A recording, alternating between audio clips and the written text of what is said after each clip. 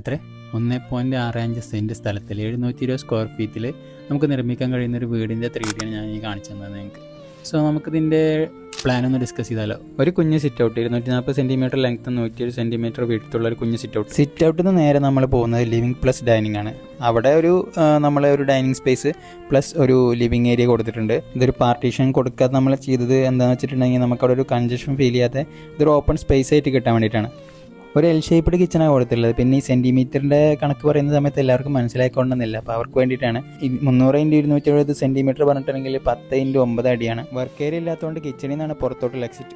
അപ്പോൾ ബെഡ്റൂമിലോട്ട് വരികയാണെങ്കിൽ 2 ബെഡ്റൂമും സെയിം സൈസാണ്, പക്ഷേ ഒരെണ്ണം നമ്മൾ അറ്റാച്ച്ഡ് ആയിട്ടാണ് ചെയ്തത്. 11x10 2 ബെഡ്റൂംസാണ് നമ്മളിതിൽ ചെയ്തിട്ടുള്ളത്. വാഷ് ബേസിൻ നമ്മൾ പ്ലേസ് ചെയ്തിട്ടുള്ളത് ഡൈനിങ് ഏരിയയിൽ കൺവീനിയൻ്റ് ആയിട്ട് തന്നെയാണ്. ഡൈനിങ് ഏരിയയുടെ തൊട്ടടുത്തായിട്ടാണ് നമ്മൾ കൊടുത്തിട്ടുള്ളത്. പിന്നെ അതിൻ്റെ അടുത്തായിട്ടാണ് നമ്മൾ കോമൺ ടോയ്ലറ്റും കൊടുത്തിട്ടുള്ളത്. നിങ്ങൾക്ക് ഈ പ്ലാൻ